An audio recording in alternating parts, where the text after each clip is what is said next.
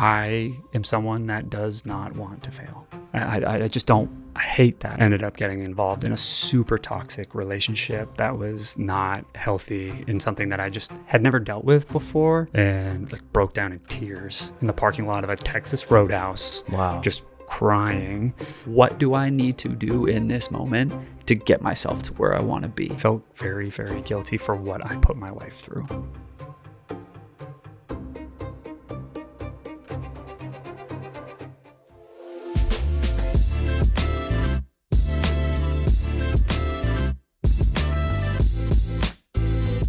Hey everyone, welcome to the Highest Version Podcast. I'm your host, Rennie Philivong, and on this podcast, we talk about falling in love with the process of getting better every day, becoming the highest version of ourselves. Today's guest is Connor Bell. I mean, he is the fastest man that I know personally. He's always talking to me about marathons, and when Katie, his wife, tells me about what his paces are, I'm merely shocked because I cannot run that long or that fast. He's also one of the nicest people that I know in my life, and is a pediatrician who's a family man that just loves ramen. So without further ado, let's welcome our guest, Connor. What's up, man? What's up, dude? Super happy to be here. Oh, I'm so glad we got to do this. I feel like all of our personal talks, we could be at a family function together and we're just talking deep stuff like right away. Hey, I appreciate it. And I'm so happy to be here. First day new studio. Yeah, man. It's this renovation that you guys see in the back has been done recently, and I'm super happy of how it came out. It makes me look legit. But yeah, man, no, thank you for your time and coming here. And I'm really excited to what we're gonna dive into today. But before we do that, I'm gonna get into the featured Funko Pop of the episode, and you were my first one where I'm bringing out a Funko Pop that doesn't have a box in it.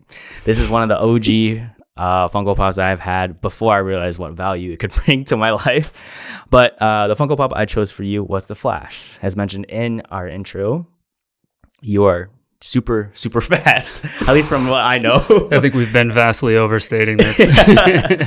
But not only are we talking about the Flash's ability of super speed, but we're also talking about his intelligence. I mean, you are in the medical field, and I feel like from my perspective, it takes a lot for people to be in that industry and be, even practicing it in the first place. You have to have a certain amount of level. And also Barry Allen is someone that he's really smart, but also he's a nice guy trying to navigate struggles. And I know you've been through, struggles of your own, but also you've done a recent life change that we'll get into recently where you're just trying to figure that out. And I feel like that's why, to me, like, you're the Flash in my life, both Barry Allen and the superhero. So, yeah, man, I just want to get your thoughts about that.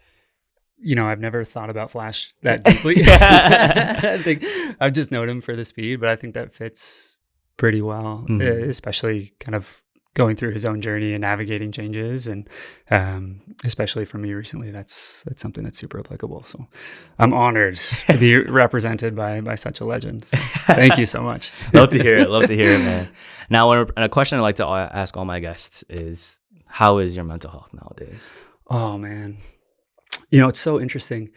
As a physician, we talk to people about their mental health all day long, and for me, it's a lot of teenagers that have been, especially since COVID, going through a lot. And a lot of times we don't take our own medicine. And so for me, and this is something that, runs deep in my family with mental health issues, specifically depression and anxiety. I haven't honestly really sat down and taken the time to work through a lot of my shit. It's been go, pursuing my journey, working towards my goal, and then family, and finding the time to sit down and work on myself has just been pushed so far onto the back burner that it just is such an afterthought now. So I haven't really had even a lot of time to sit down and truly reflect on where I'm at. I know I've got issues that surface, and you have those moments where, for me, it's like on a run and you do some time for some self-reflection that come up, but dealing with them is a whole nother thing. Yeah, facing them is truly like it's a different kind of pathway, and I truly resonate with what you're saying. Like, sometimes you don't take your own medicine. I feel like I deal out advice all the time, and people take it, but someone fires it back at me. I'm like, oh, I didn't realize I said that, or it doesn't resonate with me as much. And I don't know why. I don't know what the psychology behind that is. I don't know. I don't know either, man. Or you make up excuses. But for me, a lot of it is making up excuses for myself. I don't have time for therapy. I don't have the schedule. In residency, I felt like I didn't have the consistency in my schedule to be able to routinely meet with someone. But it doesn't have to be that in-depth or intense. Or, it's just really finding something that works for you to find that outlet. And that's something that I definitely need to work towards, especially now that I've had this big life change and there's a little more consistency in my life. Right. Yeah, man. Let's kind of dive into that. Let's start at the beginning. Yeah. You know, offline, you told me about your journey where, you failed your one of your medical exams. You were at a low point, a 2.0 GPA. You were socially not in the right position either. Let's unpack all of that. Tell me about, those factors that were limiting you at that time and just what those struggles were. So I guess starting even a little farther forward, looking back and talking to people about, what it takes to become a physician and talking through your own journey, being proud of what you've been through is something that's been really difficult for me, especially because of all the setbacks that I've had. And, grew up in a small town in Maine, was like, I'm getting out. And I went 40 minutes away across state borders. I went to University of New Hampshire, but I really didn't escape that far. Yeah. But I wasn't ready for the whole state school vibe. I just got caught up in partying and drinking and ended up getting involved in a super toxic relationship that was not healthy, in something that I just had never dealt with before. And this particular relationship for me, I was doing, double the homework. We were not focused on school. And I very much went into college with this idea of, I'm here to become, my path is to become a physician. I've got to achieve X, Y, and Z. I've got to hit certain grades. There was a lot of expectation, I felt like, on me because my dad didn't graduate college. My mom did, but she graduated with a history degree and didn't use her degree at all. Ended up becoming very successful as a small business owner, but there was nobody in our family that was in the medical field at all. So I had no guidance for my journey. It just kind of felt like, here we go, let's put the backpack on and just run it for everyone. And so when I was failing and failing and failing, it just felt like that was slowly slipping away from me. And I remember, man, at the end of my sophomore year, I was just basically like, I'm done. It is what it is at this point. Like, my journey's over. I'm gonna go find something else to do.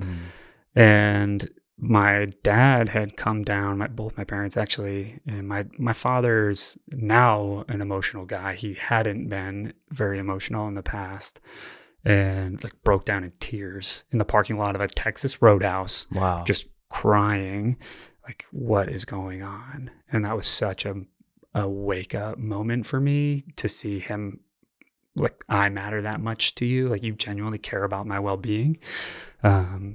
And then I,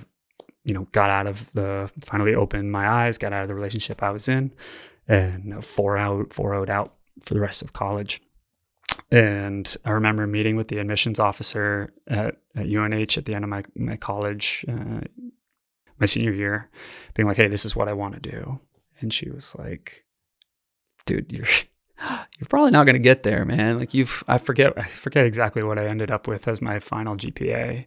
She was like, you've got no shot applying right out of college. Like, you need to take gap years. You need to go build your resume. Like, this probably is not for you. You should really think about something else. Wow. And so that was the first, big setback for me. And I lived in Boston for a few years and did the research. But yeah, that was hard. Yeah.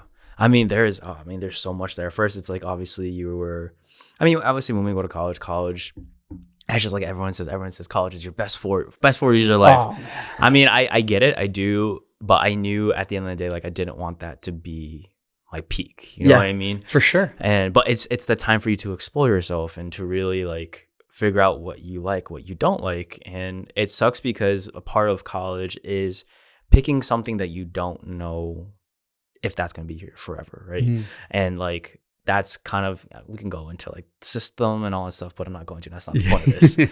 But if you knew that, you know, a physician had this like hard path and like, you know, this is something that none of your family did, I guess why pick being a physician in the first place? Oh man, I mean, even going through college and before, knew I wanted to be in medicine. Mm. Didn't know, you know, doctor, medical research, nurse, PA. That was kind of really all up in the air. Mhm. Even going through some of the beginning time in college. But I've very much been a person of, if I'm going to do it, I'm going to go all the way. Yeah. Like, I'm not going to not half-ass, because that's a disservice to anyone else that's in the medical profession aside from a physician, because I think that they all do an incredible amount of work to achieve what they want. But for me, that in my view was to become a physician. And so that's like what I set my sights on. I knew I wanted to help people. I knew it was bar none minimal criteria that I had to hit, and whether that was again through medical research or whatever it is that I decided I wanted to do. And it was going to be physician for me all the way. And so I did a couple mission trips in college. I went to Nicaragua, I went to Honduras, and there's a lot of stigma against some of those trips. You know, a lot of people use them as stepping stones to achieve something else rather than like genuinely caring about what it is that, like, the mission of the trip that they're on, if that makes sense. Yeah. But for me, it was such an eye opener. We had this little clinic that was on the top of this hill in a rural town in Honduras, and there were people, like moms carrying babies that were walking miles and miles and miles and miles and miles in flip-flops and skirts to get ibuprofen or whatever medicine that we had, just to have a checkup and have their kids seen. And the impact and how grateful they were for just the little bit of care that you could provide was just like, whoa, oh my God. And plus we did, you know, dental extractions, not me personally, but watched that. Right. And I was just super into the procedure aspect of it, which I don't use at all in my career now. But initially it was like, oh my gosh, that's so cool. Yeah. I want to do something like that too. Gotcha. Yeah. So that big service part was really speaking to you at that point. Huge. Yeah. So, I mean, you were kind of, when you were, you know, in that toxic relationship and you know, you were having a 2.0 GPA, why do you think you were kind of in that abyss, I guess? Oh man, I was. So there's the PG answer and there's the adult answer. Okay. So I for lack of a better word, was very inexperienced going into college and met my then girlfriend about a month in, who ended up being my first, and hadn't experienced that whole side of life and was just completely blinded. Yeah. It was, you know, up until then, a lot of the relationships, and I had been a hopeless romantic. And so a lot of my relationships had been, you know, what can I do to make this person feel amazing? Whether it's emotionally, like what is your love language and how can I speak it to the best of my ability? Right. And so I was just being as selfless as I could be, and to my own detriment. And I was incredibly naive at the time. I mean, there were warning sign after warning sign after warning sign that I was being taken advantage of, that this person was maybe not fully invested in me, and always thinking I've got time to turn the academic side around. I can do it. It's only my freshman year. It's only my halfway through my sophomore year. You know what I mean? Yeah. I've got 2 more years. I'm not worried about it. And I just was so blind to what was happening and just fully invested in that relationship. Yeah.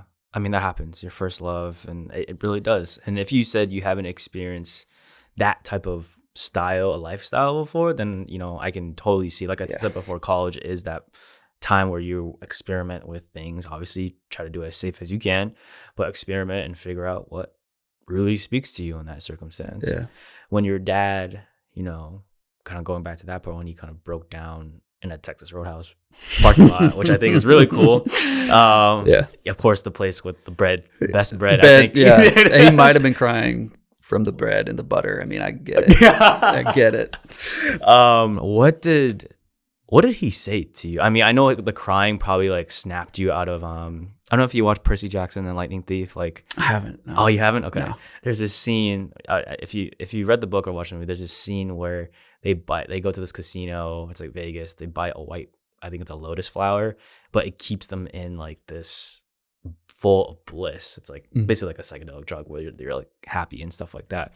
Until like Percy's like, oh, like this isn't right. Like someone says like, hey, like snap out of it, basically. So I felt like that I was comparing that to what you were in. But yeah, what did your dad say to you to really like help you turn things around? Yeah. It was a lot of, and I don't remember verbatim what he said, but the general message was like, what happened to my son? You know, where are you? Like, what is going on? I don't understand. I can't figure out how to help you. Like, you're in this. And, you know, people that have been in toxic relationships in the past, the more people try to open your eyes sometimes to what's going on or intervene, pushes them away because you're like, that's not, you just don't like them and you don't like this. And so they had been trying to walk this tightrope of letting me figure it out on my own and not step in, worried that they were just going to wholeheartedly push me away and I was going to cut them off, which honestly very well could have happened. And it was just very much my dad in that moment being like, I love you so much. I can't watch this happen. And it was all from a place of love, no anger. It was him like bearing his soul to me. Like, you are my son. I love you. This is not who you are. And he was totally right. It wasn't who I was. And I was, you know, just so far off the beaten path at that point. Yeah. So it was very much an eye-opening. And it was very unlike him at that point in our relationship where I was like, holy shit, you know, if you're doing this right now, especially in public in a parking lot, something's up. Yeah. Like something's up. Yeah. And we had a fantastic conversation in a Texas Roadhouse after that. So that was before, and then we went in and had a wonderful meal. Yeah. And it just from there, and luckily I think for me, I went home for the summer and I was separated from that person. But I mean, it's not all on them. Like you know, but I'm not meaning to use that as a crutch. I'm culpable in some way, I'm sure. Yeah. But that was that moment for me that snapped me out. Was my White Lotus. Yeah, there you go. Yeah. I think we always need someone in our lives to kind of help us realize what path that we're on. And I don't know if you believe like in a higher power or universe, but you know, I do. And I not recently, but after graduating from therapy earlier this year, you know, the biggest thing I learned was having a little faith in, you know, things that I cannot control. So higher power, universe, and just letting myself succumb to, okay, like I'm on this path and like, let's see what's on it for me. Yeah. And, you know, your dad doing all that was such a blessing. Like, thankfully, like I met your dad and he's hell of a guy. And I just can't imagine how much, if your relationship before when you guys were younger was not like that, did you feel like a neglected like son, or did you feel like what? I mean, dive a little bit into it because I'm trying to understand like, you know, why that is such a shock. Yeah. He went into being a dad with the one thing of mind of, I'm not going to be my father. Right. That was his baseline criteria that he had to meet, was I'm not going to be my dad. But he didn't have this role model of what a father should look like other than what he saw on TV. And for what he had, he was amazing. He was a fantastic dad. I could not have asked for anything more. And him expressing himself emotionally was something that was very difficult because he didn't grow up with that. Right. It wasn't a part of his life at all, and really until he met my mom.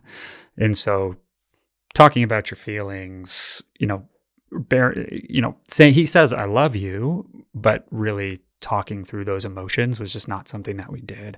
I remember as a kid struggling with anger, and like I put my fist through a wall, and every teenage boy has difficulties with that. And I remember going to my parents and being like, I need help. I can't control this. I can't figure this out. I need help. And the response I got was, you're just a boy. This is normal. And so that's kind of what I mean by that. And not that they didn't love me, but it was just that level of expression wasn't always there. Right. Gotcha. Okay. Yeah. Okay. So let's kind of reflect on that together. Like looking back at that moment, obviously you're happy that your dad did that, and then you like all of a sudden you locked in. You just locked in there. Yep. Was there any depression or anxiety? Because now that you're at rock bottom and you're trying to push this boulder up a really like tall, like Mount Everest at this point. You gotta had a lot of anxiety to make sure you got an A on every single thing that you had. Like, how did you bounce back? It was a combination of a few things. I had met a new group of people before the start of that next year who ended up being such a huge foundation for just a positive force in my life that really helped me turn things around. And I sat down and calculated out what I would need to graduate with in order to potentially make this goal achievable. And there's been a few moments in my life of setbacks and adversity. And I feel like one thing that I'm really proud of myself at is how I have viewed all of that. And I haven't sat down and been like, you suck, like what an idiot, you did this to yourself. I haven't had that self-deprecating nature. It's very much eyes forward and, okay, this is where we are. What do I need to do in this moment to get myself to where I want to be? And that's like what I lock in on. And I'm sure there were moments, and I just can't really remember. Maybe I just blacked that part, part out of my mind. I'm sure there were moments where I was like, dude, how did you get this far? Like, why do you put yourself here? And I still to this day am a serial procrastinator. Like I know I have things that I need to do, and I put myself in situations where I just make it way harder than it needs to be. But I don't remember exactly what my thoughts were in that moment, but I'm sure I had days where I was like, dude, what the heck is going on? Come on. I think having that progression of keep moving forward. Looking, something that my therapist said to me a lot was, if you're always looking in the rearview mirror of your car, like what's going to happen? If you keep looking in the back, you're always going to be stuck in the back. But then therefore you can't see what's in front of you. You could crash. But if you stay present in where you are, then you know where you are, you're following, GPS, kind of using that kind of analogy, right? And I want to know, where did that mindset come from? Who taught you that? Or was that something you just watched from a motivational YouTube video? Oh man, I think there's part of that you're just like, is just you, I could say I got it from my mom, who was a like self-made businesswoman. The first time Katie, my wife, and my parents and her parents met was at a Bertucci's in Boston. Okay. And I remember, so my mom was a breadwinner in the family. My dad was a stay-at-home dad for most of my life. And I remember when the two of them met, and David, Katie's dad, is like, what do you do for work, Alan? And he's like, oh, I work for Jane. And he laughed, like David laughed in my dad's face. And that was one of the first times that they met. My mom was a bit of a badass, and she built her business from the ground up. And we had years when we were growing up where there were no Christmas presents, like there were no X, Y, and Z, because I'm putting all the money into trying to have, build what I'm working for. And she was super, super hardworking. So maybe it was that. But I think part of it was just, I am someone that does not want to fail. I just don't. I hate that. I hate the idea of maybe letting someone down or letting myself down or not achieving what I had gone out to achieve. And that's just something that I feel like part of it is just within you and part of who you are as a person, just to a certain degree. Right. Yeah, I never really thought about that because I don't know where this depthness came from in terms of like wanting to understand people, wanting to give Where people did you benefit of Where the did you doubt. learn that? I don't know, honestly. Yeah, it's honestly a good question to fire right back at me, you know? Like, I don't know, because when I look at my parents, I've as they've grown older, I've noticed I have a lot of tendencies like my dad does. I think worst case scenario, I think, this thing could happen. Playing so many scenarios in your head where I have anxiety and then like I lose my breath and then now I'm having a panic attack. Yeah.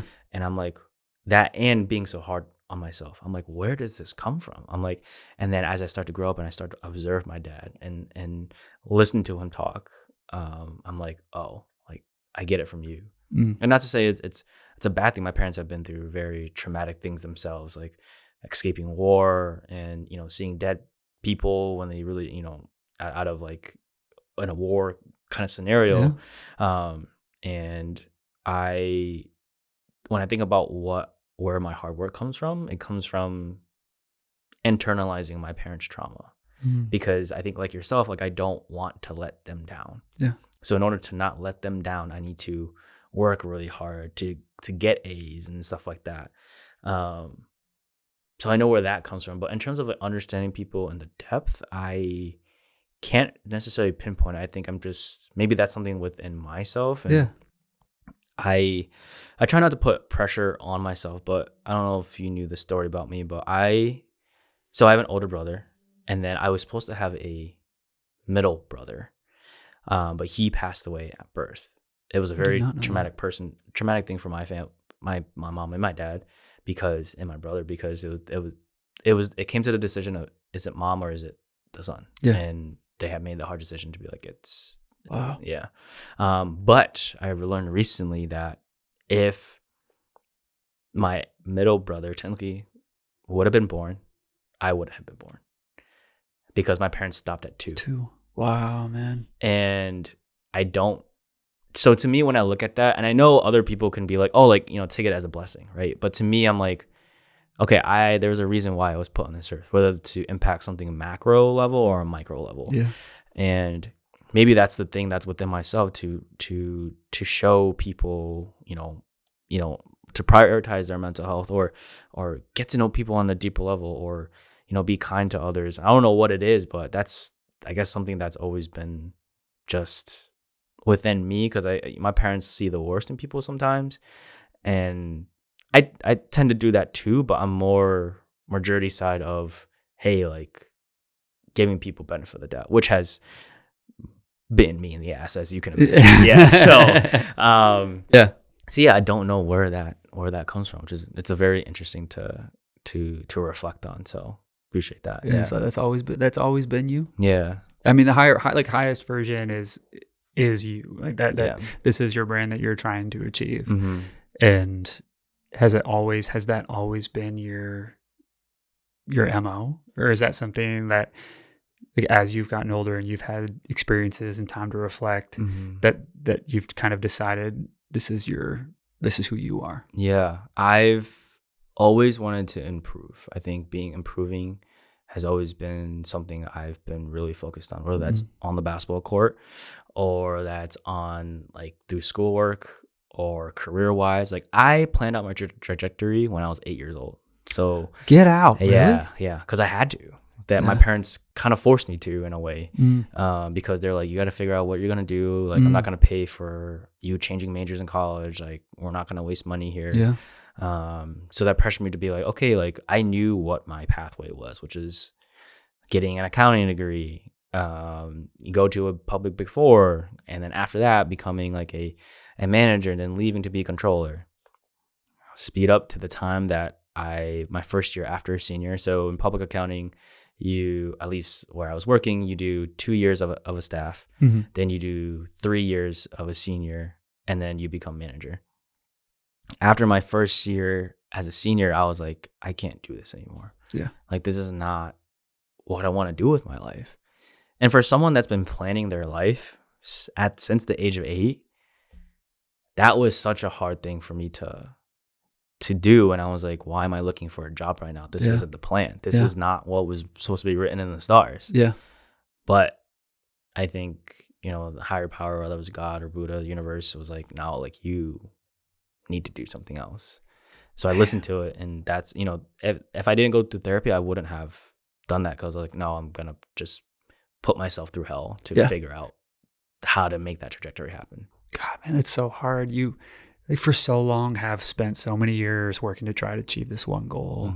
And you just said it, something I think super important, which was, if I hadn't done this, I would have still been in the meat grinder and just had head down, maybe suffering, and not realize that this is what you were truly meant to do. Yeah. I mean, I sure hope so. I mean, I know that, the level of the brand and the viewership isn't where it's supposed to be, but I hope that I can still impact someone through, bring other people's stories. And I think that's all that matters, right? Absolutely.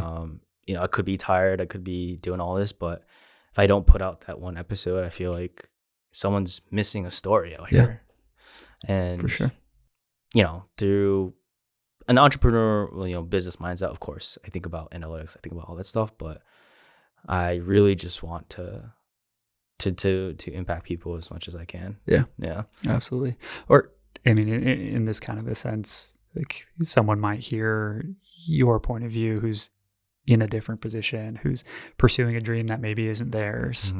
And I know that so many of us have grown up with dreams that are manufactured for us out of necessity, or there's someone else's thought of what we should be. I mean, my wife is one of those, and I know there's a lot of people similar to that of, here's the things that here are your choices for a degree. Yeah, it's not necessarily what you want to do, but here's your 3-4 choices, because that's going to ensure success for you going forward. And it's coming from a place of love, but ultimately puts some of your happiness at risk and kind of to the side and back burner. Yeah, I think parents, at least my parents, or some parents, have the idea of what success looks like and what happiness looks like for their kids, but everyone is, mindset wise, like thinking wise, it's at some point your kids are gonna think on their own, not your same thoughts. And that's where it's like, you got to be like, okay, like, what are you happy with? And I feel like some parents like struggle with that. And I know, your son, when he gets to that point, I'm pretty sure there's a way that you want to put him, but then he may be expressing something to you, and then you'll be like, oh, okay, let's talk it out. Absolutely. I think every parent has this vision of what you want your child to achieve, and putting that on the back burner and letting them figure it out for themselves with support and guidance is difficult to do, but necessary. And I do feel grateful that my parents did not pressure me to pursue X, Y, and Z. That was a decision that I came to on my own, which I think has helped me go through a lot of the crap that I went through, because this was my decision. This is what I want to do. This isn't what someone else said I have to do or wanted for me. I want to talk about the journey after college, because now, like, you locked in, you're ready to go. Yeah. Now you're, I'm really bad with terms and knowing like the pathway of this. Probably should have researched it. But like, you were trying to find residency, or like there was a pathway where you was like so many years you had to like put in to get to a certain point. Yeah. So after I graduated college, it was, how do I get into medical school to become a doctor, and then figure out what I wanted to do from there. So I knew after speaking to that college counselor that I couldn't apply right away. I had to go work. And honestly, it was a good thing that I did, because I needed to grow up. Right. There are a lot of people that go straight from college to medical school, and that's fantastic. That's your path. I was not mature enough as a human being to be taking care of other people without really figuring out how to take care of myself and understanding what it meant to be an adult. And so I moved to Boston, started working at Dana-Farber, was making like $32,000 a year in living in Boston. So I split an apartment with 5 guys, but I was, all in on medicine. And so I was studying for my MCAT. Katie was in grad school. I was doing research, and that's when that, procrastinator bug, it's like, dude, you're smart. You're going to be fine. You've got months. You've got 2 months. You've got a couple weeks. It'll be all right. And man, I rolled into that exam, and I remember going through the first block. Like, I am so like, I clearly did not prepare well for this. And I did terribly on my first MCAT try. And that was a year that I had spent after college preparing for that moment. So I was going to miss that application cycle and have to restudy, retry, and then wait a whole nother year to be able to try to apply again. So then I'm 2 years out of college, and I know I've got, X number of years ahead of me for medical training and residency after that. And so it just felt like I am getting older and older. Yeah. But man, that first time I failed, I was just like, do I really want to sit here and basically repeat this whole year and do this again hopefully I don't fail twice, but if I do, then I'm kind of staring at myself in the mirror, like, what are you going to do? Like, what is your life going to be? Because you don't have any idea what you want to do outside of this. Yeah. I had no idea. I was laser focused. I had one idea of what I wanted to do and had not thought about what if I fail. I really hadn't got that far. Yeah. So that was a big setback for me. But that next year went well, and I got in, and kind of the rest was history from there. Yeah. But I mean, we are witnessing or hearing another situation where you were back against the wall, but then you pulled yourself out of it and got to where you got to be. Yeah, man. It was one of those moments again where after I remember getting the exam results, I was sitting in the computer lab area in the lab, looked at my results, and just was like, what the are you doing? Like, why did you? That was I did that to myself. It wasn't because I wasn't smart enough to do it. I didn't try or apply myself. Like I have this idea that I'm working and I'm building towards this goal. But when it came to put in the work and do it, work a job and study, I didn't buckle down and get it done. And that's a bug that I'm still trying to kick. That procrastination bug it's a bad one. It's a bad one, man. And I still struggle with that. Yeah. But it took me to fail to then light the fire under my ass to say, okay, you need to do this. If you're truly going to do this, you need to buckle down and get this done. But yeah, I guess you're right. That was another point in time. That's an inflection point where it could have just said, I'm done. Yeah. I'm gonna choose this path over here, or I'm just gonna keep going because this is what I want to do. Yeah. Yeah. I really hadn't put that much thought into those moments, but they're big moments. Yeah, they are. They're big moments. Very huge. I'll go back to that procrastination bug. We'll revisit that one. Please. But I think so. Catch me up, because I know you went to Texas for a time to was it just have residency? Are you just building experience towards that doctor? Yeah, the whole going through medical training before I was in it was really confusing as to what each stage was. So when you go into medical school, you have 4 years of training. Okay. And then the whole point of medical school is to decide what kind of doctor do you want to be. Do you want to go into, what subspecialty of surgery or internal medicine, or, what kind of a physician do you want to be? And then you go and train as that physician in training. Okay. That's your residency. You're only practicing that specific avenue of medicine. And for me, that was pediatrics.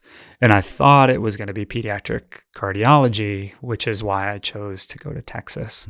It was also COVID, and my wife and I were looking at each other like, we've never left and lived outside of New England. We don't have a child yet. If we're going to do this, it's a great opportunity to live in a different part of the country and experience something new. And Houston as a city is, I mean, you've been there. It's super diverse. The food scene is amazing. The cost of living is really inexpensive. And because of COVID, she was able to work remotely, and it just seemed like a great opportunity to just try something new. Yeah. So we were there for 3 years, and lucky enough to now come back home. Yeah. I mean, that is to pick up everything and go, like, that's, I mean, granted, like, obviously you and your wife were on a journey on you guys' own, and like she knew, you know, that this was your dream, and like we talked about this entire episode, like you were locked in, so you're going after it. But we reach a point where that trajectory changed. Yeah, man. What happened? Ooh, so there are moments in your life that change your perspective on everything you thought you wanted. And for me, that was having a son. Mm-hmm. And I have been extremely selfish up to that point. And I give my wife so much credit, and I don't think I tell her this enough, that she sacrificed everything, her friends, a lot of her happiness, and her family, really, the closeness to her family, to get up and move to somewhere she had no support system at all, where I'm going to be gone because I'm working, and she was pregnant at the time. And you know what's crazy is when you make your match list and you go through and you rank your programs for where you want to go, I got no pushback at all. It was all about what I wanted and where did I feel like my future was going to be achieved, and my aspirations and my dreams. And she just was gung-ho right behind me. And sometimes it's difficult to fully understand what you're getting yourself into until you're in it. But yeah, man, that was a big moment. And so it was the full training for pediatric cardiology is 6 to 7 years from the start of residency to the end of fellowship, to the point where you get your first job. Job, you're technically paid as a resident, but not much. As much as a regular job would be. And so Brooks is 1.5 at this point. I'm slogging through. I'm, doing research. I'm in, going through all of these rotations and kissing butt where I need to kiss butt, and making relationships and connections and doing all these things to try to get to where I want to be. And I start thinking to myself, looking at this kid, I'm getting home at 8, 9 o'clock at night, and I miss him before he goes down, and I leave before he gets up. So there's multiple days where I don't see him for a stretch, and he was not afraid of me, but so much, so attached to my wife, and I didn't get a lot of that emotion from him, not to his detriment. It was my fault. I'm not there. He doesn't have that relationship with me. You try and pour as much into the couple hours that you get with them, but it's not the same.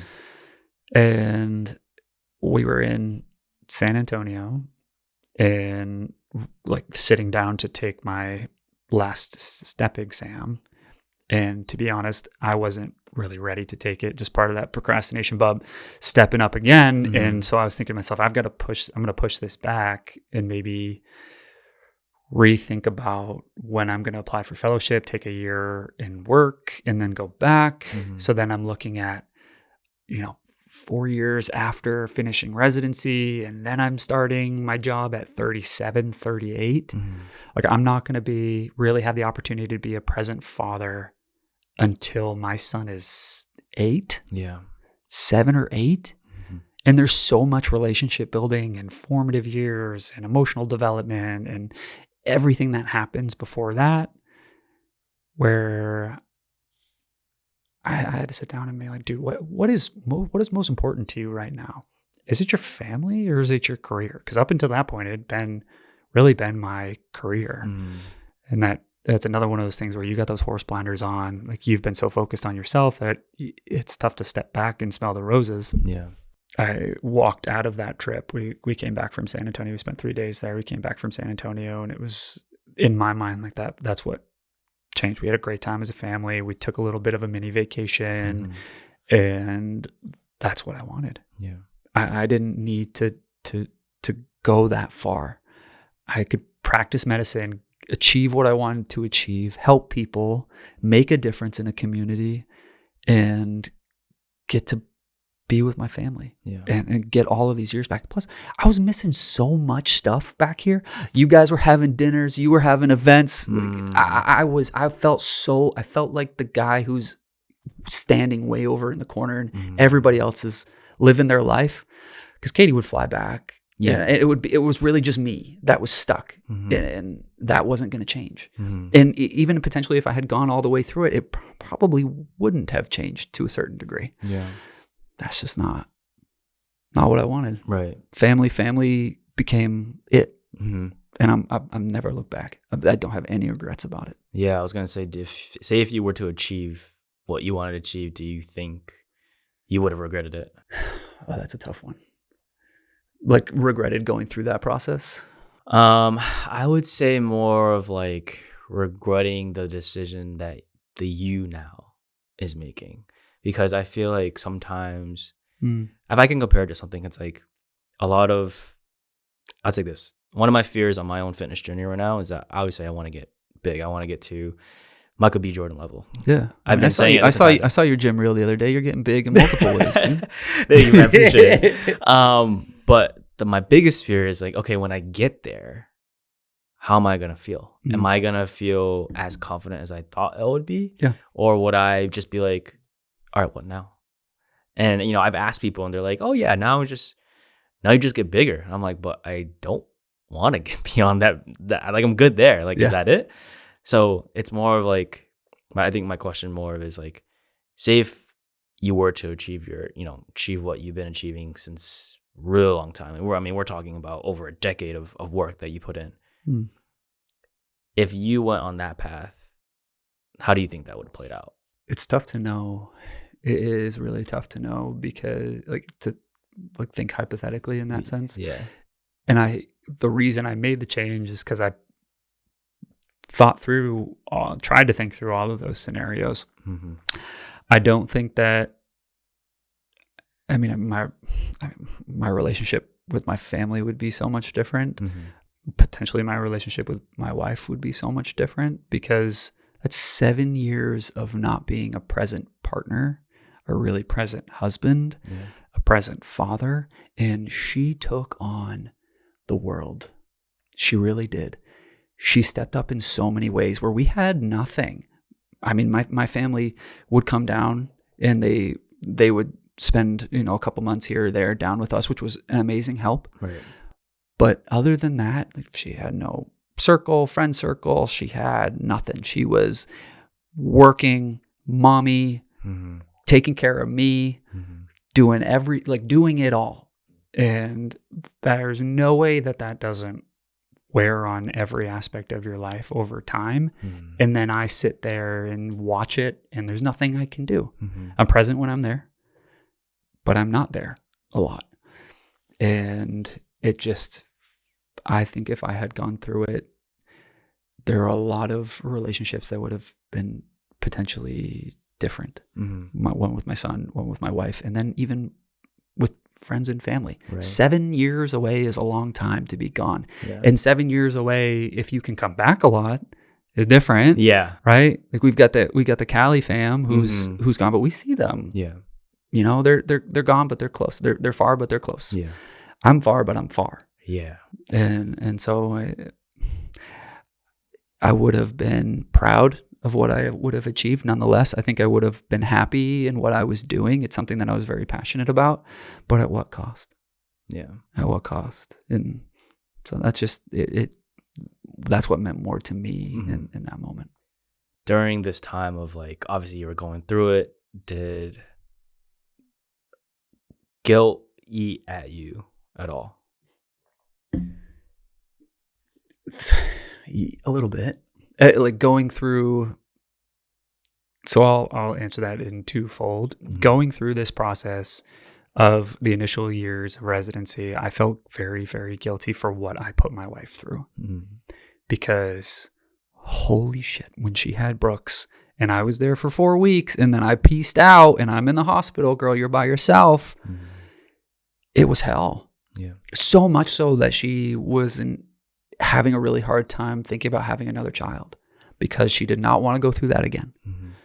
And man, was that like, I felt like that was all my fault. Yeah.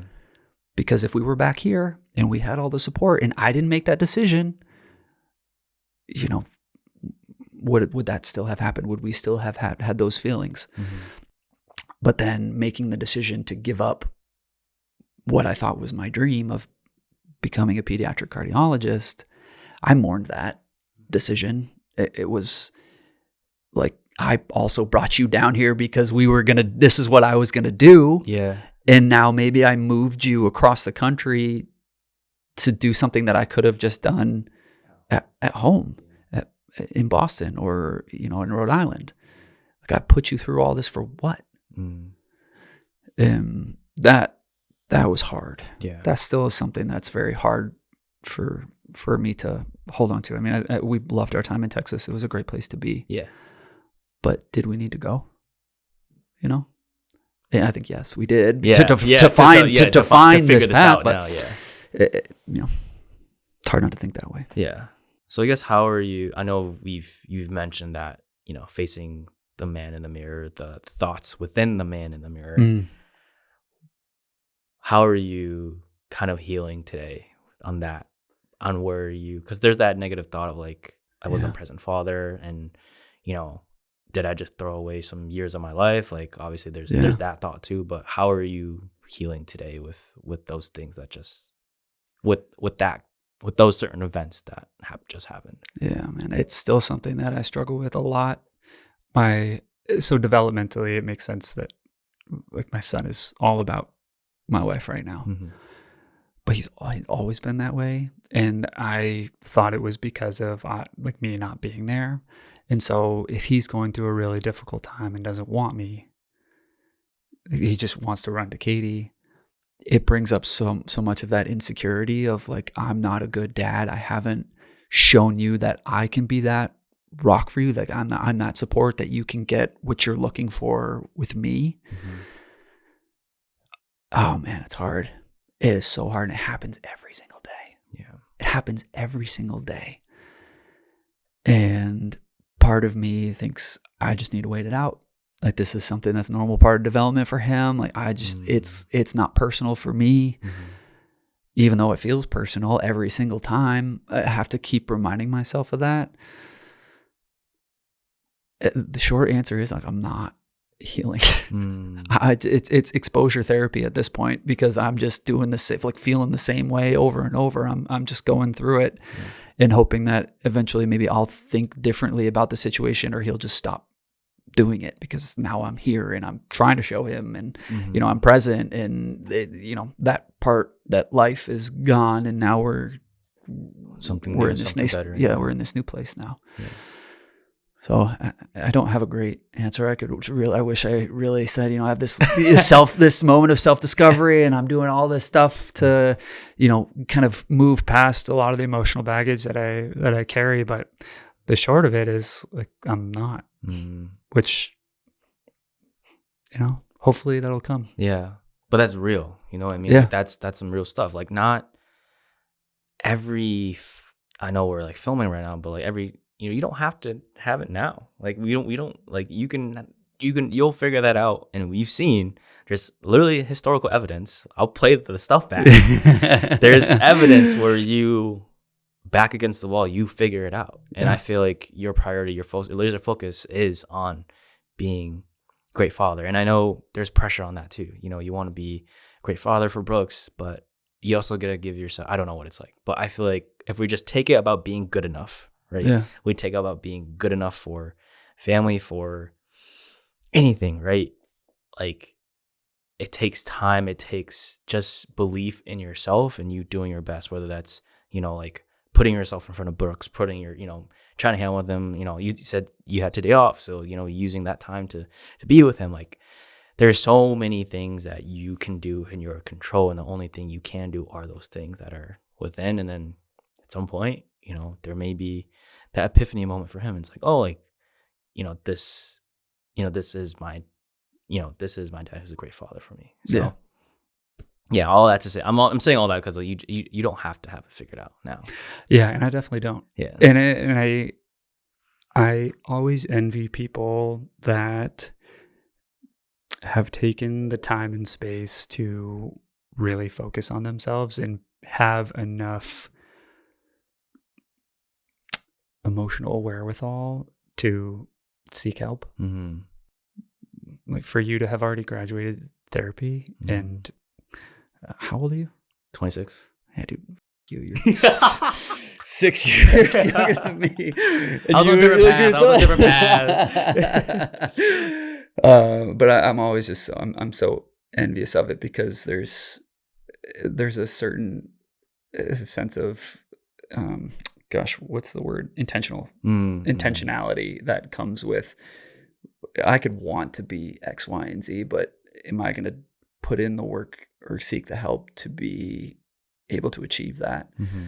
And I've done it with every other aspect of my life, right? Yeah. But the last part is me. Yeah. And hopefully, and my hope is that, now I've got some consistency in my life. Mm-hmm. I've got a schedule. I'm not kind of all over the place. I'm back with my support system where I can take some time and focus on myself.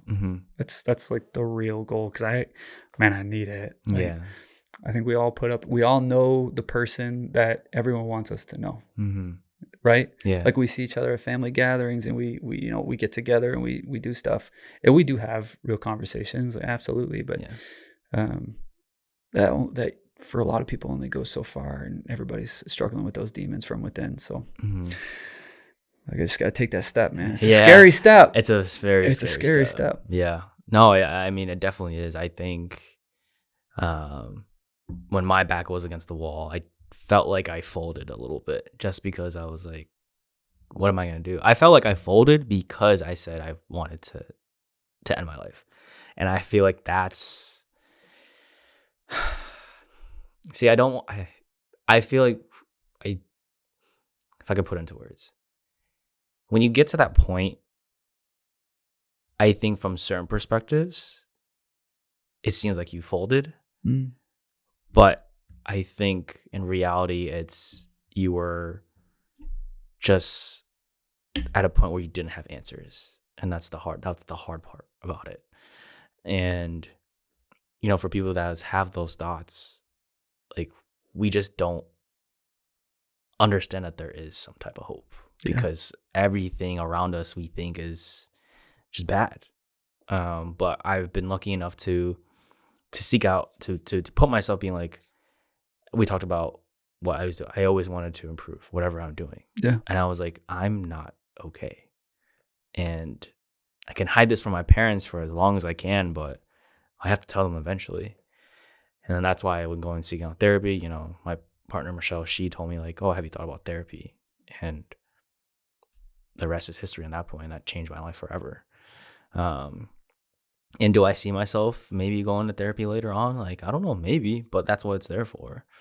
And yeah, I think I'm saying all this because we were talking about, whether you're folded back against the wall, but I know I'm catching you at a time where you're trying to figure it out. You got it, man. Like, you have a support system here, and obviously you got me to talk through these negative thoughts that you're having, and I can only do so much, but I feel like I can offer something where like we can just talk it through, whether that's, I'm pretty sure you had a lot of difficult conversations with your wife to be like, hey, this is how I feel, or maybe you haven't, and this is the chance for it. Yeah, man. I think we were talking about being raised, expressing emotion, not expressing emotion.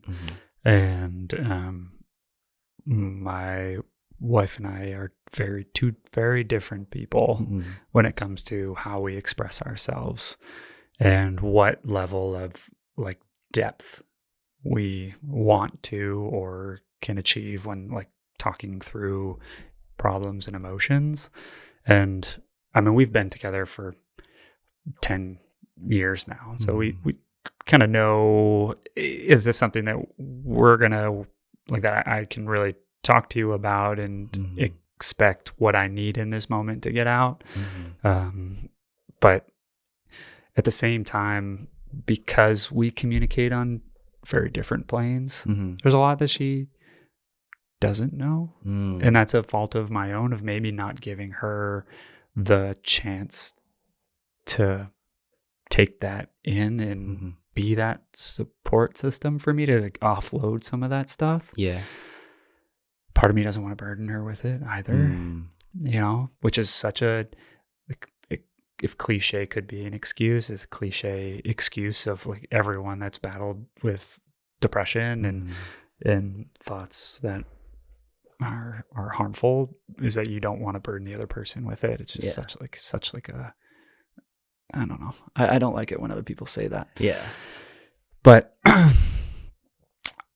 yeah, I totally forgot where I was going with that. But the fact of the matter is that I really haven't given her the chance to be that support to me, or have a lot of those difficult conversations, or truly really let her into how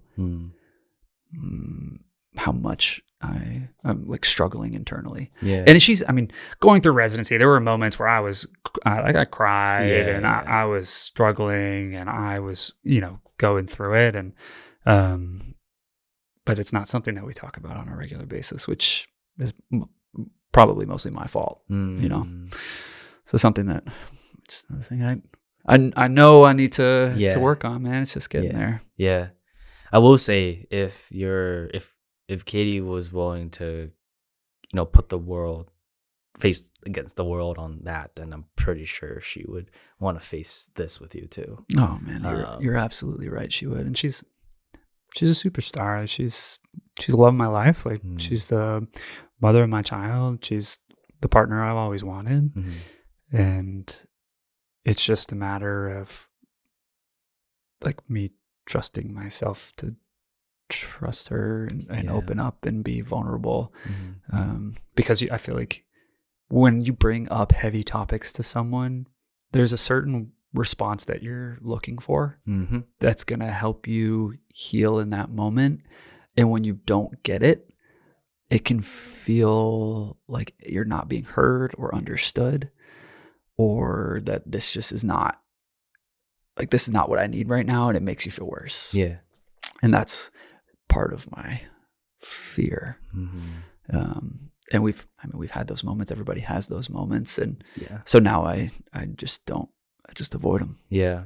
I mean, you touch on a great basis about how, like, sometimes when we try to look at the things that we want to hear, like, if we're seeking that, then we're not listening to what we need. Yeah. And I feel like that's a tough part. Oh man, that's such a good point. Yeah. Yeah. I cause it's like the saying about, you know, those certain people in life, what they just surround themselves with yes men. So they don't have a different perspective about life. And I say this too, like the comparison of like what is best for you is different for what's right for you. Yeah. And I want to kind of like role play here, right? So obviously you've talked to a lot of teenagers, you know, kids about, you know, some mental struggles and stuff like that. Say I come up to you and I'm like, well, you know, we're having a regular appointment. You're like, hey, how are you doing? You know, all that stuff. And I was like, you know, I'm with my partner and, you know, there's these things that I want to tell her about myself and how I'm struggling, but I don't know how to. Like, yeah, I'm struggling with that. What should I do? Yeah. And I kind of know what you're doing. I was hoping you'd catch it. Yeah. And those are conversations that I do have quite frequently. And a lot of it is more so like, how do I tell my parents how I'm feeling? And the biggest thing is just to say it. Like, you just need to say it. And these are all people in your lives that love you and are going to understand, and they're going to support you. You just can't carry that burden yourself. And like, I know that. Like, for me, like, I know that. And I tell people all the time, like, you can't hold that shit in. Man, I don't know. It's like this mental block. it's like overcoming that hurdle of like getting it out of my mouth is so hard to do. Or, and I kind of have this question for you as someone that's been through therapy. Did you feel like that the therapist was just kind of trying to tell you what you wanted to hear to appease like what you were your own mind in a sense? That's, I guess, one of my fears about going through therapy or going to therapy is like, do you genuinely care about these issues that I'm telling you about? Or do you say this to everybody? Like, you've got your line that you're spitting. The script. You know what I mean? Like, you give me my medication, I'm going to take it. Or do you genuinely care about me as a person and my struggles and what I'm going through? And I'm sure it differs by who you see, and finding that person is right. But I've just never, I don't know. Yeah. I was lucky to have a therapist that was very blunt with me. So she would be like, if I were to have some kind of negative thought or anything like that, she'd be like, why do you think that? Do you think that's true yourself? Yeah. So she would ask me questions to get me to say it. Yeah. And like, none of the sessions was about me wanting to hear. I didn't like her being like, oh no, like, you are good enough. And no, she was very like, well, why do you think this way? Yeah. And then she'll provide, once something clicks in my head, or not every time I hit an epiphany, but she'll be like, oh, you're talking about this certain psychological concept. And that I was like, oh, okay. And then I was someone that was very hands-on on my practice. After every therapy session, I was like, okay, what homework can I do? And like, that's due the next therapy session 2 weeks later. So that way we can talk about it. And she's like, well, how did you feel? What was a negative thought that you had? I think therapists, obviously they have a lot of clients. Some are better than others. But if you know that person in front of you is, and I can possibly recommend my therapist because she was very good. She's helping out one of my friends actually. Yeah. But she was very blunt with me about, hey, like, do you actually think this is a good idea, or do you want this for your life? Yeah. And at the end of the day, like, I made every decision on my own. She was just there to provide the resources for me to figure that out myself. Right. Yeah. So I think you just have to find that kind of therapist, that's a journey in itself. Yeah. But and a lot of it's just listening to you talk, like what you put into it is important. Yeah. Like, you had homework to do and it's your responsibility to do it. Yeah. And then I think it's kind of a testament to who you are and this brand, and becoming the highest version that you're now achieving or on your way to achieving. Hope so. Yeah. Also, there have been times where I haven't done the homework, and she doesn't not that she got mad at me, but she was like, oh, okay, well, what? It was more like, okay, well, what did happen this week that you caught? Didn't have to be the homework, but let's pick it up next time, okay? Yeah, yeah. She's like, and then after that, I was like, yeah, I'm not doing 2 times in a row. I'm here to work on myself. I'm not. If I do another time, that shows, again, the universe, higher power. What you put out is what you get back. Yeah, that's me showing them like, oh, I actually don't want this, so don't give me anything related to it. Don't give me what I want. Yeah, absolutely. Yeah. All right, Connor. Obviously, we've unpacked a lot. We talked a lot about your journey. The biggest lesson that I learned from hearing everything is progress is still progress. And I know I've caught you at a time during this filming where you're unraveling a new chapter in your life and figuring out struggles, and now you have the time and space to really be like, who is this man in the mirror, and how can I keep progressing forward? And that's a long journey, and I'm pretty sure that we're gonna hopefully get you an episode later on and see where that goes. Another lesson that I learned from you was when your back is against the wall, you have 2 choices. You fold, or you stay focused and keep moving forward. And time again, you've done staying focused and keep moving forward. So I wanted to get your reflections on your whole journey, what we talked about, and just the biggest lessons that we can kind of express to our viewers or our listeners here.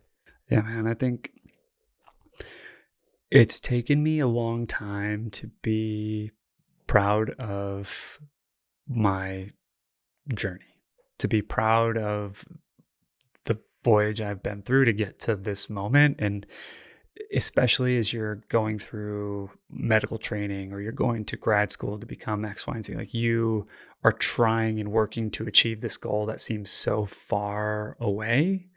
You have so many people, whether it's, college guidance counselors or people that you've met that've been through a certain experience that say, this is what you need to do. These are the boxes that you need to check to get to this point. My journey was a little non-traditional when I look back, and I've met a lot of my co-residents and people I've been to med school with that did the very much like traditional path. I was a 4.0 where I did great in college. I, did all these mission trips. And then got right in and I've blown through. But I, having not had that journey, have had the opportunity to have introduced certain adversity into my life that has allowed me to grow so much as an individual and as a person, and carry so many different perspectives to other people and other relationships that I have, which I think has helped me so much as a physician. It's difficult to listen to struggle and empathize if you haven't struggled, And it took me a while to realize that and use that as a strength, like my falls as a strength rather than an embarrassment of, I didn't go to a A+ school comparative to a lot of the other people that I'm around. I've fallen and I've failed, or I went into pediatrics and not neurosurgery. That was a choosing of my own, but still like a mindset that I hold. And if I could say anything, it's just to be proud of whatever path that you're on. Look back and realize that every decision, every fall, every falter, every victory that you've had has culminated into this moment. And every adversity that you've faced or triumph that you've overcome has shaped you in a way that you're bringing perspectives to each situation and relationship in your life that are so unique to you and beneficial in ways that you might not know and understand or be able to realize now. But we'll might look back on and be like, shit, like, this is really in the reality at the end of the day been super helpful.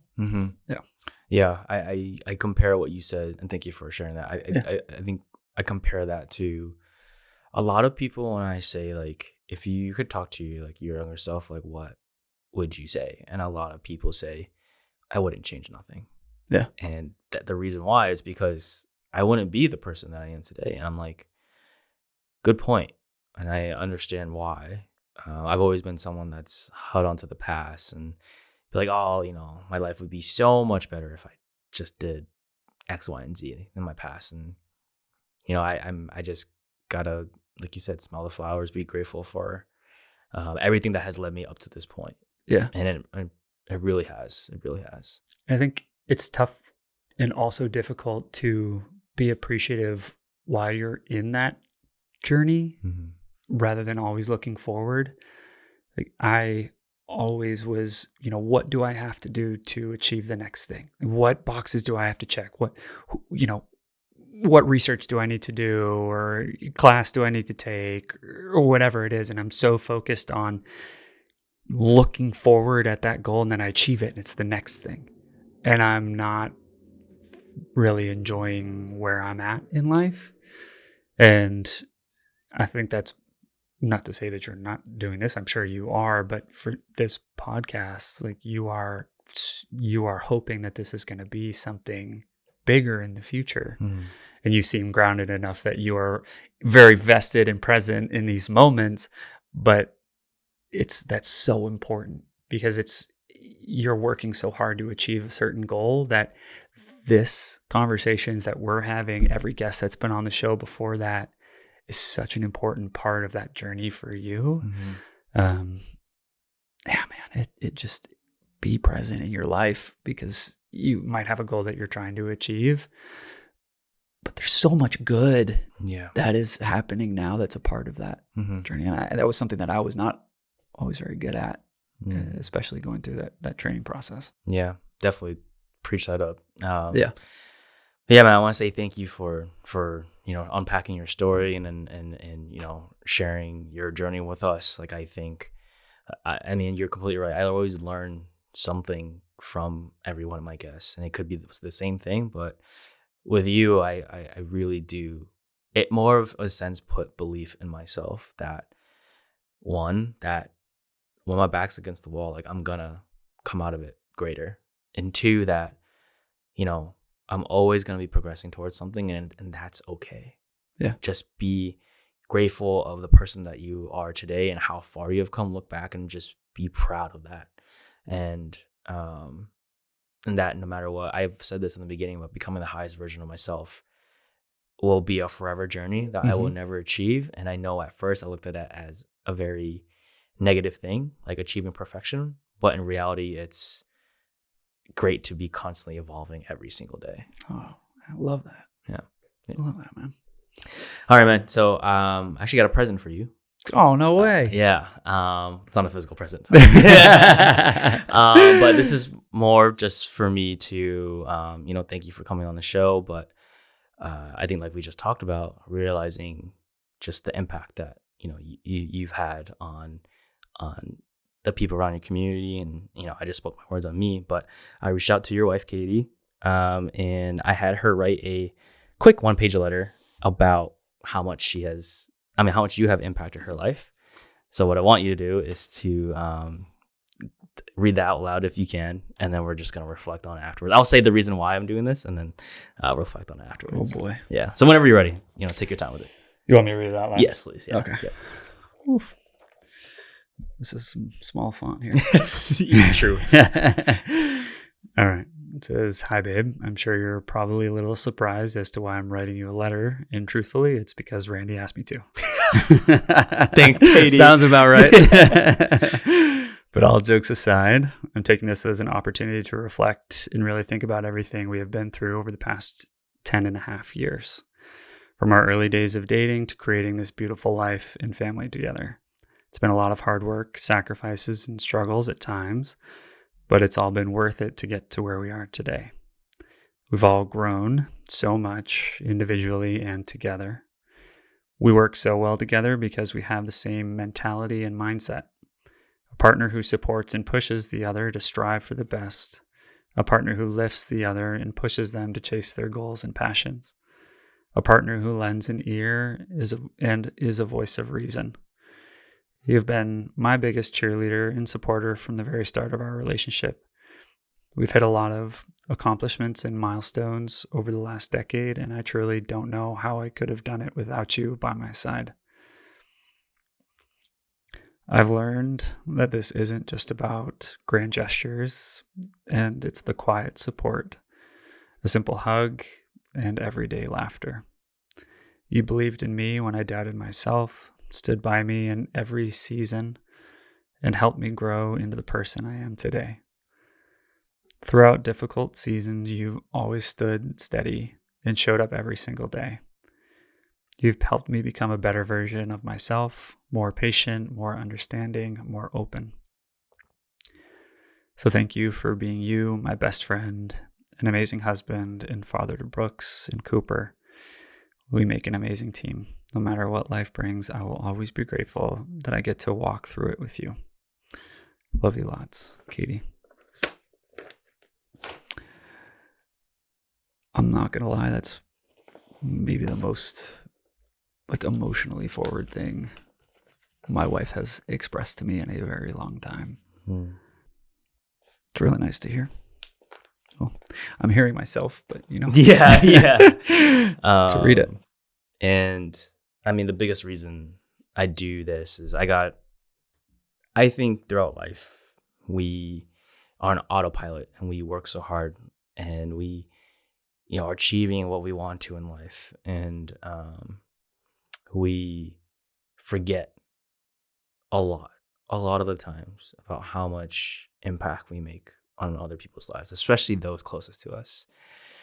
My partner reminds me every single time. she's like, do you not realize like how much impact you're making and you know what you do for people around you? She's like, my family loves you more than they love me. And yeah, man, there was a time in my life where I felt like I could only do bad to those around us. But it takes one person. It takes one person to tell us that we are making a positive impact. And that's the person that keeps us filled with hope. So that's why I do this for my guests too. And that's like my gift to them, to help them ensure that they know that they are enough and that they're just, you know, human beings and figuring that out. So yeah, I just want to get your reflections on that. I know you kind of spoke on a little bit, but yeah. Yeah. And I really do thank you for that. You create such a vulnerable place to be here, which is amazing. Because I mean, you and I have known each other for a while. Yeah. How many times we've sat down and had like deep conversations and talked about life. I don't know how many times that has really happened. And you have truly allowed me to speak and feel comfortable speaking so freely. But it also draws up or digs up a lot of difficult topics and things to talk about. And just tying it all back to my family, which was like, is now the motivation for everything that I do, and reaffirms that, God damn, I made the absolute right decision. And I love the life that we have built, and I've got an incredible family around me, and I just can't wait to get home after this. Yeah. and see my wife. Mm-hmm. Yeah, man.